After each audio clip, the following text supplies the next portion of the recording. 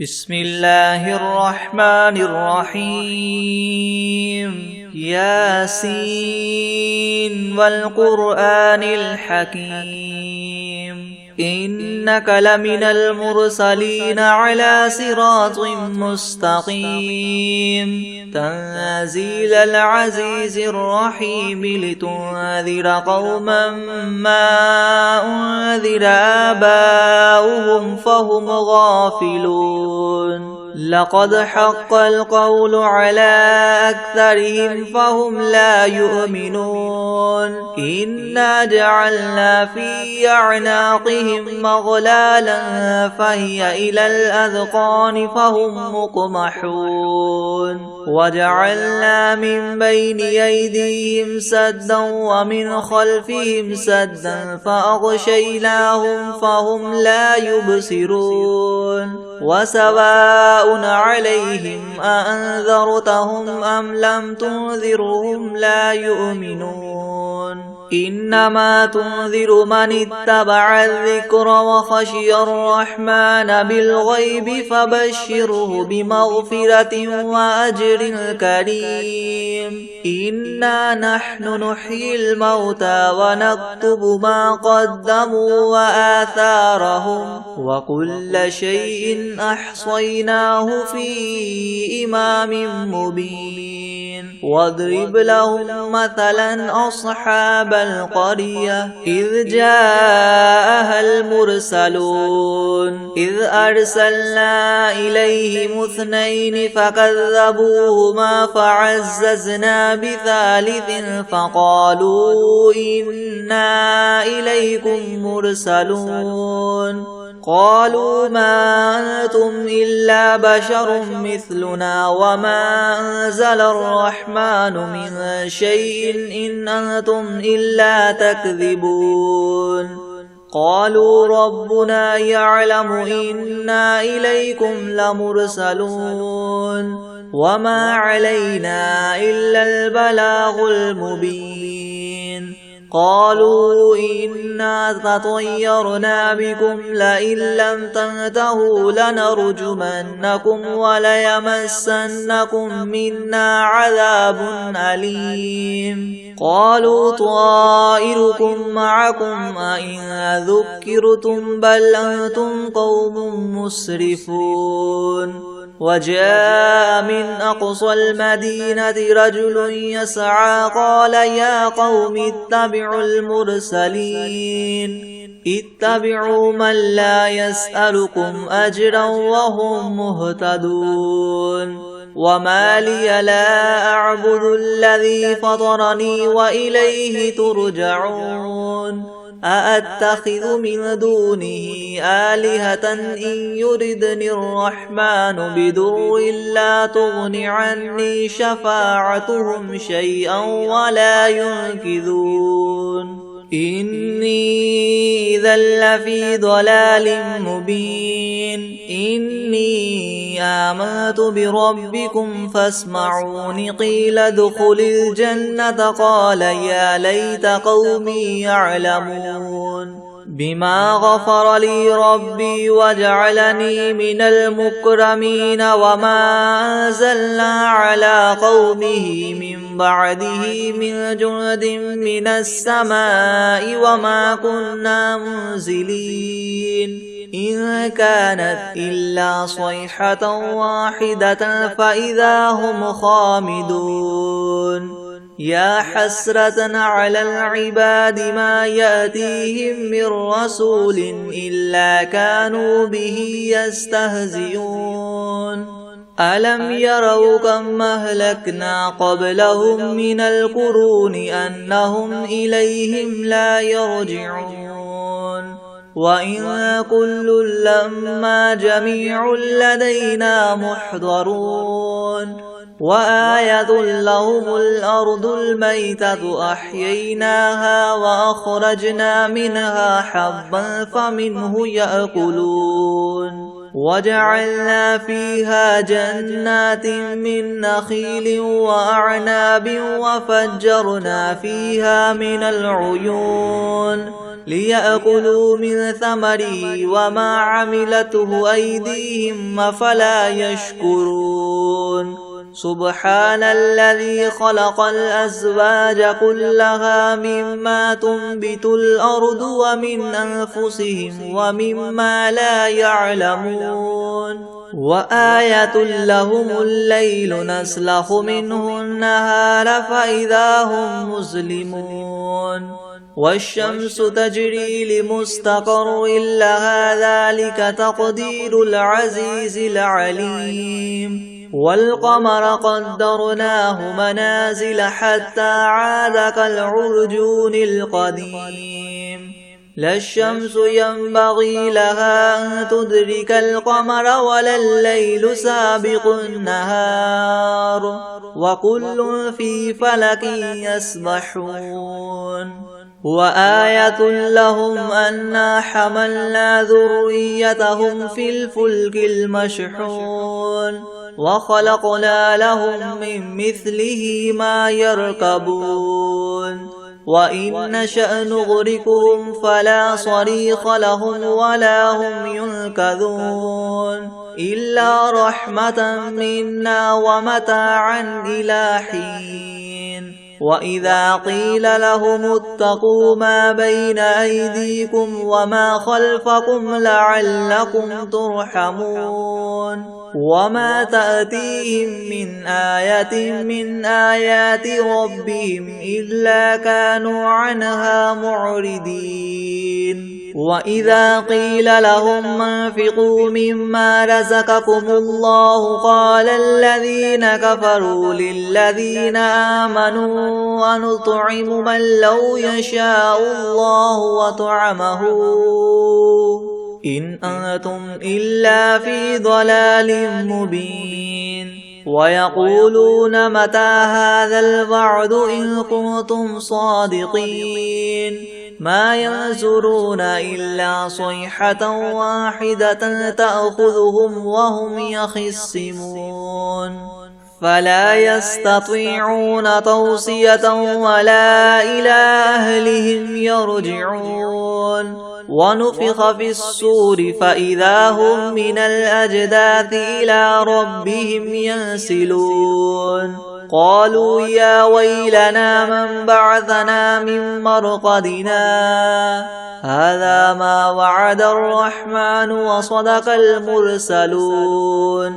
إن كانت إلا صيحة واحدة فإذا هم جميع لدينا محضرون فاليوم لا تظلم نفس شيئا ولا تجزون إلا ما كنتم تعملون إن أصحاب الجنة اليوم في شغل فاكهون هم وأزواجهم في ظلال على العرائك متكئون لهم فيها فاكهة ولهم ما يدعون سلام قولا من رب رحيم وامتازوا اليوم أيها المجرمون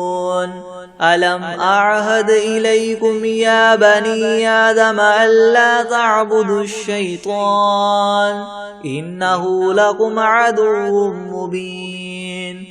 وأن اعبدوني هذا صراط مستقيم ولقد أضل منكم جبلا كثيرا أفلم تكونوا تعقلون هذه جهنم التي كنتم توعدون اصلوها اليوم بما كنتم تكفرون اليوم نختم على أفواههم وتكلمنا أيديهم وتشهد أرجلهم بما كانوا يكسبون ولو نشاء لطمسنا على أعينهم فاستبقوا الصراط فأنى يبصرون ولو نشاء لمسخناهم على مكانتهم فما استطاعوا مضيا ولا يرجعون ومن نعمره ننكسه في الخلق أفلا يعقلون وما علمناه الشعر وما ينبغي له إن هو إلا ذكر وقرآن مبين لينذر من كان حيا ويحق القول على الكافرين أولم يروا أنا خلقنا لهم مما عملت أيدينا أنعاما فهم لها مالكون وذللناها لهم فمنها ركوبهم ومنها يأكلون ولهم فيها منافع ومشارب أفلا يشكرون واتخذوا من دون الله آلهة لعلهم ينصرون لا يستطيعون نصرهم وهم لهم جند محضرون فلا يحزنك قولهم إنا نعلم ما يسرون وما يعلنون أولم ير الإنسان أنا خلقناه من نطفة فإذا هو خصيم مبين وضرب لنا مثلا ونسي خلقه قال من يحيي العظام وهي رميم قل يحييها الذي ينشأها أول مرة وهو بكل خلق عليم الذي جعل لكم من الشجر الأخضر نارا فإذا أنتم منه توقدون أوليس الذي خلق السماوات والأرض بقادر على أن يخلق مثلهم بلى وهو الخلاق العليم إنما أمره إذا أراد شيئا أن يقول له كن فيكون فسبحان الذي بيده ملكوت كل شيء وإليه ترجعون بسم الله الرحمن الرحيم ياسين والقرآن الحكيم إنك لمن المرسلين على صراط مستقيم تنزيل العزيز الرحيم لتنذر قوما ما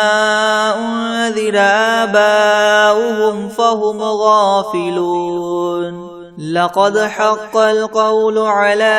أكثرهم فهم لا يؤمنون إنا جعلنا في أعناقهم مغلالا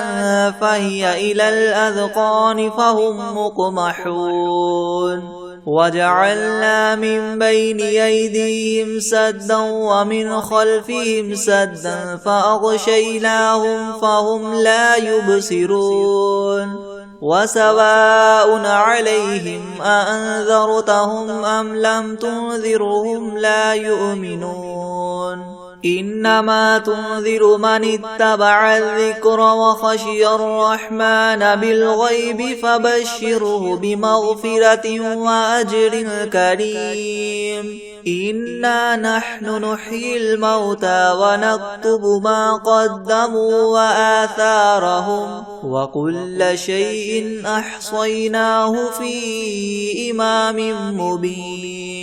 واضرب لهم مثلا أصحاب القرية إذ جاءها المرسلون إذ أرسلنا إليهم 2 فكذبوهما فعززنا بثالث فقالوا إنا إليكم مرسلون قالوا ما أنتم إلا بشر مثلنا وما أنزل الرحمن من شيء إن أنتم إلا تكذبون قالوا ربنا يعلم إنا إليكم لمرسلون وما علينا إلا البلاغ المبين قالوا إنا تطيرنا بكم لئن لم تنتهوا لنرجمنكم وليمسنكم منا عذاب أليم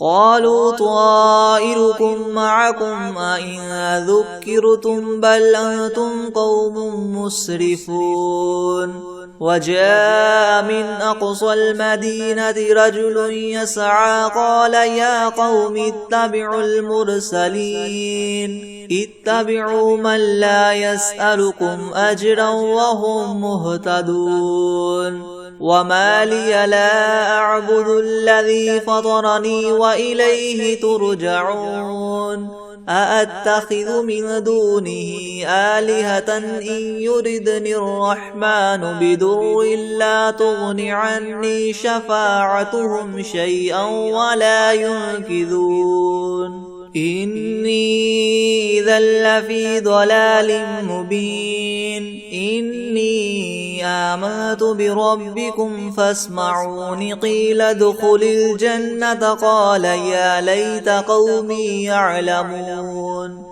بما غفر لي ربي وجعلني من المكرمين وما أنزلنا على قومه من بعده من جند من السماء وما كنا منزلين إن كانت إلا صيحة واحدة فإذا هم خامدون يا حسرة على العباد ما يأتيهم من رسول إلا كانوا به يستهزئون ألم يروا كم أهلكنا قبلهم من القرون أنهم إليهم لا يرجعون وإن كل لما جميع لدينا محضرون وآية لهم الأرض الميتة أحييناها وأخرجنا منها حبا فمنه يأكلون وجعلنا فيها جنات من نخيل وأعناب وفجرنا فيها من العيون ليأكلوا من ثمره وما عملته أيديهم أفلا يشكرون سبحان الذي خلق الأزواج كلها مما تنبت الأرض ومن أنفسهم ومما لا يعلمون وآية لهم الليل نسلخ منه النهار فإذا هم مظلمون والشمس تجري لمستقر لها ذلك تقدير العزيز العليم والقمر قدرناه منازل حتى عاد كالعرجون القديم لا الشمس ينبغي لها أن تدرك القمر ولا الليل سابق النهار وكل في فلك يسبحون وآية لهم أنا حملنا ذريتهم في الفلك المشحون وخلقنا لهم من مثله ما يركبون وإن نشأ نغرقهم فلا صريخ لهم ولا هم ينقذون إلا رحمة منا ومتاعا إلى حين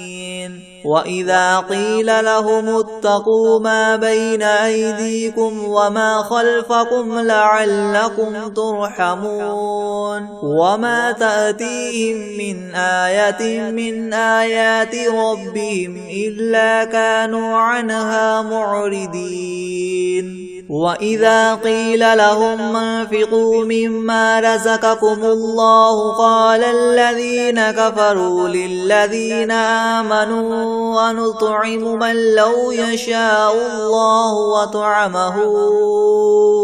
إن أنتم إلا في ضلال مبين ويقولون متى هذا الوعد إن كنتم صادقين ما ينظرون إلا صيحة واحدة تأخذهم وهم يخصمون فلا يستطيعون توصية ولا إلى أهلهم يرجعون ونفخ في الصور فإذا هم من الأجداث إلى ربهم ينسلون قالوا يا ويلنا من بعثنا من مرقدنا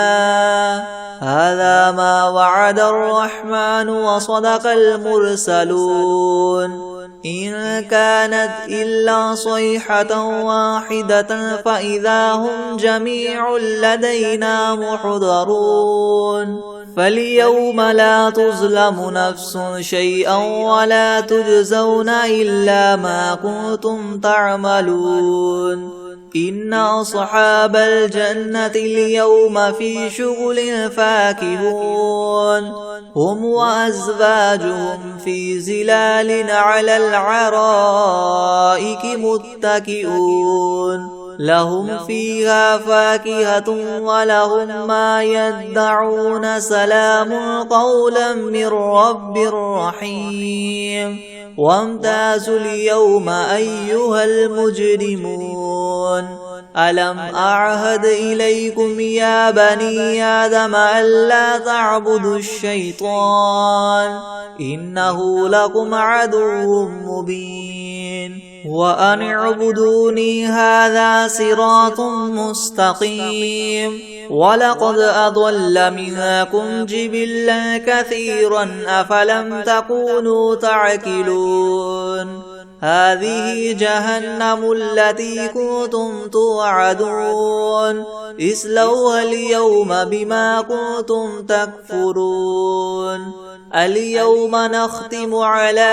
أفواههم وتكلمنا أيديهم وتشهد أرجلهم بما كانوا يكسبون ولو نشاء لطمسنا على أعينهم فاستبقوا الصراط فأنى يبصرون ولو نشاء لمسخناهم على مكانتهم فما استطاعوا مضيا ولا يرجعون ومن نعمره ننكسه في الخلق أفلا يعقلون وما علمناه الشعر وما ينبغي له إن هو إلا ذكر وقرآن مبين لينذر من كان حيا ويحق القول على الكافرين أولم يروا أنا خلقنا لهم مما عملت أيدينا أنعاما فهم لها مالكون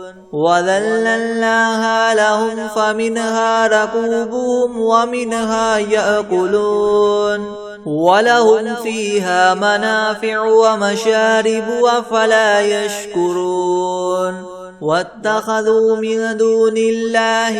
آلهة لعلهم ينصرون لا يستطيعون نصرهم وهم لهم جند محضرون فلا يحزنك قولهم إنا نعلم ما يسرون وما يعلنون أولم ير الإنسان أنا خلقناه من نطفة فإذا هو خصيم مبين وضرب لنا مثلا ونسي خلقه قال من يحيي العظام وهي رميم قل يحييها الذي ينشأها أول مرة وهو بكل خلق عليم الذي جعل لكم من الشجر الأخضر نارا فإذا أنتم منه توقدون أوليس الذي خلق السماوات والأرض بقادر على أن يخلق مثلهم بلى وهو الخلاق العليم إنما أمره إذا أراد شيئا أن يقول له كن فيكون فسبحان الذي بيده ملكوت كل شيء وإليه ترجعون بسم الله الرحمن الرحيم الرحمن علم القرآن خلق الإنسان علمه البيان الشمس والقمر بحسبان والنجم والشجر يسجدان والسماء رفعها ووضع الميزان ألا تطغوا في الميزان وأقيموا الوزن بالقسط ولا تخسروا الميزان والأرض وضعها للأنام فيها فاكهة والنخل ذات الأكمام والحب ذو العصف والريحان فبأي آلاء ربكما تكذبان خلق الإنسان من صلصال كالفخار وخلق الجان من مارج من نار فبأي آلاء ربكما تكذبان رب المشرقين ورب المغربين فبأي آلاء ربكما تكذبان مرج البحرين يلتقيان بينهما برزخ لا يبغيان فبأي آلاء ربكما تكذبان يخرج منهما اللؤلؤ والمرجان فبأي آلاء ربكما تكذبان وله الجوار المنشآت في البحر كالأعلام فبأي آلاء ربكما تكذبان كل من عليها فان ويبقى وجه ربك ذو الجلال والإكرام فبأي آلاء ربكما تكذبان يسأله من في السماوات والأرض كل يوم هو في شأن فبأي آلاء ربكما تكذبان سنفرغ لكم أيها الثقلان فبأي آلاء ربكما تكذبان يا معشر الجن والإنس إن استطعتم أن تنفذوا من أقطار السماوات والأرض فانفذوا لا تنفذون إلا بسلطان فبأي آلاء ربكما تكذبان يرسل عليكما شواظ من نار ونحاس فلا تنتصران فبأي آلاء ربكما تكذبان فإذا انشقت السماء فكانت وردة كالدهان فبأي آلاء ربكما تكذبان فيومئذ لا يسأل عن ذنبه إنس ولا جان فبأي آلاء ربكما تكذبان يعرف المجرمون بسيماهم فيؤخذ بالنواصي والأقدام فبأي آلاء ربكما تكذبان هذه جهنم التي يكذب بها المجرمون يطوفون بينها وبين حميم آن فبأي آلاء ربكما تكذبان ولمن خاف مقام ربه جنتان فبأي آلاء ربكما تكذبان ذواتا أفنان فبأي آلاء ربكما تكذبان فيهما عينان تجريان فبأي آلاء ربكما تكذبان فيهما من كل فاكهة زوجان فبأي آلاء ربكما تكذبان متكئين على فرش بطائنها من استبرق وجنى الجنتين دان فبأي آلاء ربكما تكذبان فيهن قاصرات الطرف لم يطمثهن إنس قبلهم ولا جان فبأي آلاء ربكما تكذبان كأنهن الياقوت والمرجان فبأي آلاء ربكما تكذبان هل جزاء الإحسان إلا الإحسان فبأي آلاء ربكما تكذبان ومن دونهما جنتان فبأي آلاء ربكما تكذبان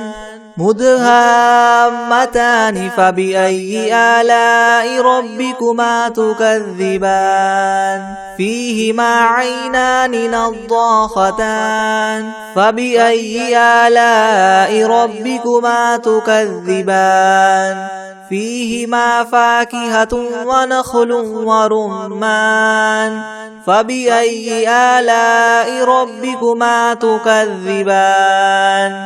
فيهن خيرات حسان فبأي آلاء ربكما تكذبان حور مقصورات في الخيام فبأي آلاء ربكما تكذبان لم يطمثهن إنس قبلهم ولا جان فبأي آلاء ربكما تكذبان متكئين على رفرف خضر وعبقري حسان فبأي آلاء ربكما تكذبان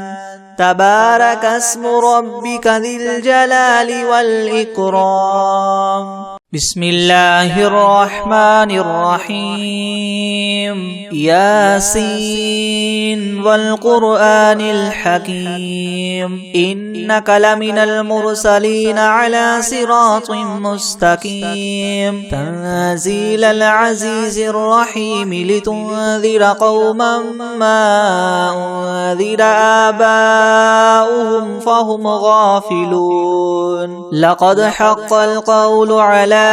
أكثرهم فهم لا يؤمنون إنا جعلنا في أعناقهم مغلالا فهي إلى الأذقان فهم مقمحون وجعلنا من بين أيديهم سدا ومن خلفهم سدا فأغشيناهم فهم لا يبصرون وسواء عليهم أأنذرتهم أم لم تنذرهم لا يؤمنون إنما تنذر من اتبع الذكر وخشي الرحمن بالغيب فبشره بمغفرة وأجر كريم إنا نحن نحيي الموتى ونكتب ما قدموا وآثارهم وكل شيء أحصيناه في إمام مبين واضرب لهم مثلا أصحاب القرية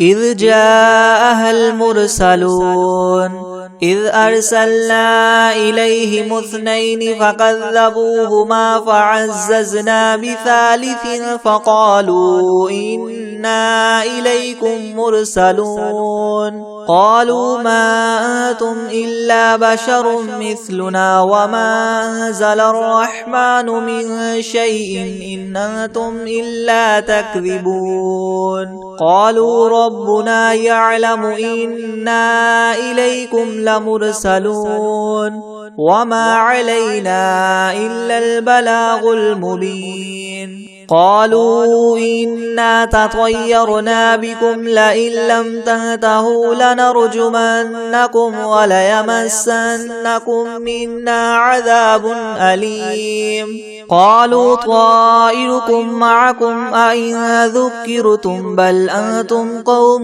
مسرفون وجاء من أقصى المدينة رجل يسعى قال يا قوم اتبعوا المرسلين اتبعوا من لا يسألكم أجرا وهم مهتدون وما لي لا أعبد الذي فطرني وإليه ترجعون أتخذ من دونه آلهة إن يردني الرحمن بدر لا تغن عني شفاعتهم شيئا ولا ينقذون إني إذا لفي ضلال مبين إني آمنت بربكم فاسمعون قيل ادخل الجنة قال يا ليت قومي يعلمون بما غفر لي ربي وجعلني من المكرمين وما أنزلنا على قومه من بعده من جند من السماء وما كنا منزلين إن كانت إلا صيحة واحدة فإذا هم خامدون يا حسرة على العباد ما يأتيهم من رسول إلا كانوا به يستهزئون ألم يروا كم أهلكنا قبلهم من القرون أنهم إليهم لا يرجعون وإن كل لما جميع لدينا محضرون وآية لهم الأرض الميتة وأحييناها وأخرجنا منها حبا فمنه يأكلون وجعلنا فيها جنات من نخيل وأعناب وفجرنا فيها من العيون ليأكلوا من ثمره وما عملته أيديهم فلا يشكرون سبحان الذي خلق الأزواج كلها مما تنبت الأرض ومن أنفسهم ومما لا يعلمون وآية لهم الليل نسلخ منه النهار فإذا هم مظلمون والشمس تجري لمستقر لها ذلك تقدير العزيز العليم والقمر قدرناه منازل حتى عاد كالعرجون القديم لا الشمس ينبغي لها أن تدرك القمر ولا الليل سابق النهار وكل في فلك يسبحون وآية لهم أنا حملنا ذريتهم في الفلك المشحون وخلقنا لهم من مثله ما يركبون وإن نشأ نغرقهم فلا صريخ لهم ولا هم ينقذون إلا رحمة منا ومتاعا إلى حين وإذا قيل لهم اتقوا ما بين أيديكم وما خلفكم لعلكم ترحمون وما تأتيهم من آية من آيات ربهم إلا كانوا عنها معرضين وإذا قيل لهم انفقوا مما رزقكم الله قال الذين كفروا للذين آمنوا أنطعم من لو يشاء الله وطعمه إن أنتم إلا في ضلال مبين ويقولون متى هذا الوعد إن كنتم صادقين ما ينظرون إلا صيحة واحدة تأخذهم وهم يخصمون فلا يستطيعون توصية ولا إلى أهلهم يرجعون ونفخ في الصور فإذا هم من الأجداث إلى ربهم ينسلون قالوا يا ويلنا من بعثنا من مرقدنا هذا ما وعد الرحمن وصدق المرسلون إن كانت إلا صيحة واحدة فإذا هم جميع لدينا محضرون فاليوم لا تظلم نفس شيئا ولا تجزون إلا ما كنتم تعملون إن أصحاب الجنة اليوم في شغل فاكهون هم وأزواجهم في زلال على الأرائك متكئون لهم فيها فاكهة ولهم ما يدعون سلام قولا من رب رحيم وامتازوا اليوم أيها المجرمون ألم أعهد إليكم يا بني آدم ألا تعبدوا الشيطان إنه لكم عدو مبين وأن اعبدوني هذا صراط مستقيم ولقد أضل منكم جبلا كثيرا أفلم تكونوا تعقلون هذه جهنم التي كنتم توعدون اصلوها اليوم بما كنتم تكفرون اليوم نختم على أفواههم وتكلمنا أيديهم وتشهد أرجلهم بما كانوا يكسبون ولو نشاء لطمسنا على أعينهم فاستبقوا الصراط فأنى يبصرون ولو نشاء لمسخناهم على مكانتهم فما استطاعوا مضيا ولا يرجعون ومن نعمره ننكسه في الخلق أفلا يعقلون وما علمناه الشعر وما ينبغي له إن هو إلا ذكر وقرآن مبين لينذر من كان حيا ويحق القول على الكافرين أولم يروا أنا خلقنا لهم مما عملت أيدينا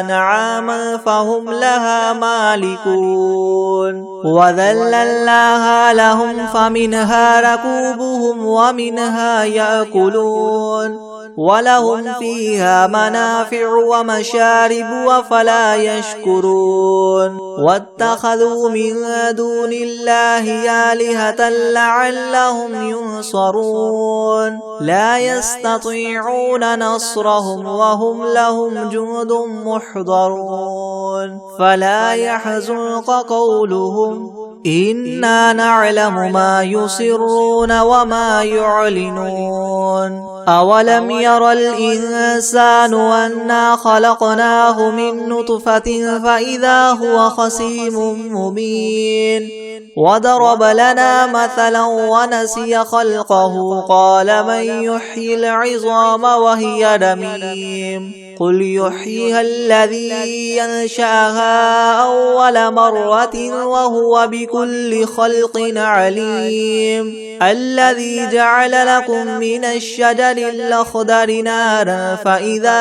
أنتم منه توقدون أوليس الذي خلق السماوات والأرض بقادر على أن يخلق مثلهم بلى وهو الخلاق العليم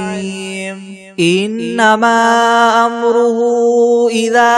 أراد شيئا أن يقول له كن فيكون فسبحان الذي بيده ملكوت كل شيء وإليه ترجعون بسم الله الرحمن الرحيم الله لا إله إلا هو الحي القيوم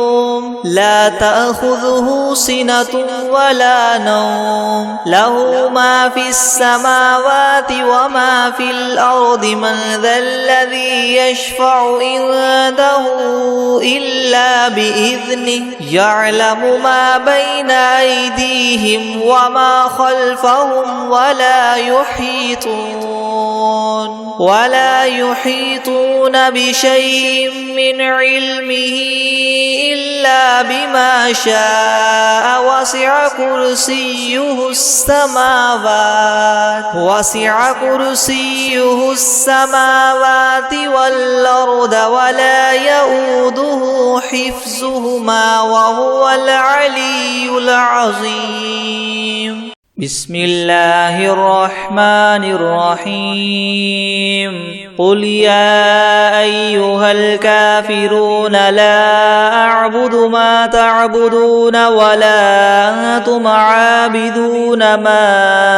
أعبد ولا أنا عابد ما عبدتم ولا أنتم عابدون ما أعبد لكم دينكم ولي دين. بسم الله الرحمن الرحيم قل أعوذ برب الناس ملك الناس إله الناس من شر الوسواس الخناس الذي يوسوس في صدور الناس من الجنة والناس.